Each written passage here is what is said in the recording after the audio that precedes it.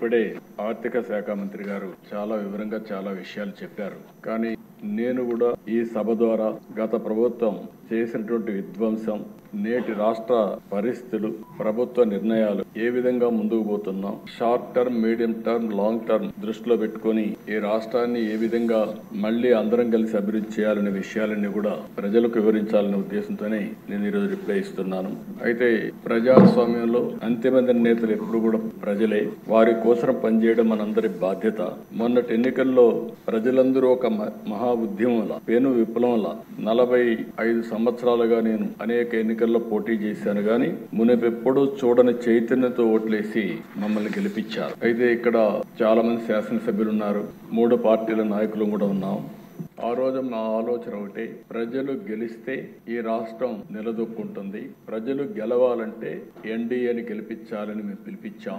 మళ్ళీ మేమందరం కలిసి రాష్ట్ర పునర్నిర్మాణం చేసి మళ్ళీ రాష్ట్రాన్ని అభివృద్ధి చేస్తాను ఒక హామీ ఇస్తే బ్రహ్మాండమైన స్ఫూర్తితో ముందుకు వచ్చారు.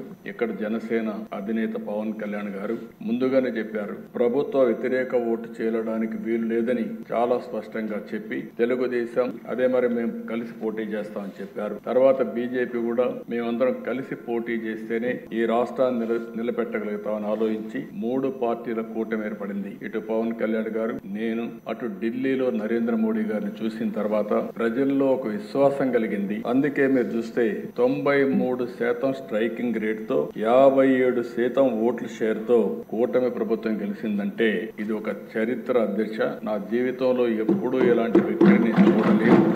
ఒక పెను విప్లవంగా వచ్చి ఇవన్నీ చేయడం జరిగింది. అయితే ఇక్కడుండే సభ్యులందరూ కూడా గుర్తుపెట్టుకోవాల్సిన అవసరం ఉంది. ప్రజల మన పైన పెట్టుకున్న నమ్మకానికి ఇది ఒక తార్కాణం. వారి నమ్మకాన్ని 100% మనందరం కలిసి నిలబెట్టవలసిన బాధ్యత ఉంది. నేను ప్రమాణ స్వీకారం చేసిన రోజుని ప్రతి రోజు ప్రతి గంట దీన్ని గుర్తుపెట్టుకుని మళ్ళీ ఏమేమి చేసి గాడి తప్పిన వ్యవస్థల్ని ఘాట్లో పెట్టాలని ఆలోచిస్తున్నాం. అధ్యక్ష, ఇది నాకు మొదటిసారి కాదు, 4వసారి ముఖ్యమంత్రి అయ్యాను. 1995లో నేను ఫస్ట్ టైం ముఖ్యమంత్రి అయ్యాను. అంత మునుపు నేను ఆర్థిక శాఖ మంత్రిగా కూడా పనిచేశాను 1 సంవత్సరం. అదే ఆ కొటేషన్ ఇప్పుడు ఫైనాన్స్ మినిస్టర్ గారు ఇప్పుడు కోట్ చేశారు. అంటే 94లో నేను ఆర్థిక శాఖ మంత్రిగా నేను ఇచ్చినటువంటి కొటేషన్ ని 2024 అంటే 30 సంవత్సరాల తర్వాత దాని రిలవెన్స్ ఫైనాన్స్ మినిస్టర్ గారు వివరించారు. ఆ రోజు కూడా దేశ ఆర్థిక ఇబ్బందులు వచ్చాయి.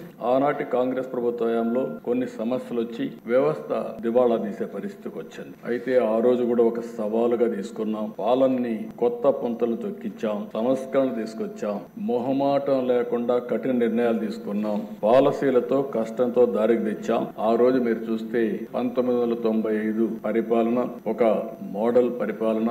కష్టాల నుంచి బయట తీసుకురావడమే కాకుండా మళ్ళీ ఒక స్ట్రాంగ్ ఫౌండేషన్ వేసి ముందుకు పోగలిగాం. అందుకే మీరు చూస్తే ఈ రోజు దేశంలోనే తెలంగాణ రాష్ట్రం నెంబర్ 1 రాష్ట్రంగా ఉందంటే దానికి ఆ రోజు తెలుగుదేశం పార్టీ వేసిన ఫౌండేషనే కారణం అని చెప్పి కూడా నేను మీకు తెలియజేస్తున్నాను.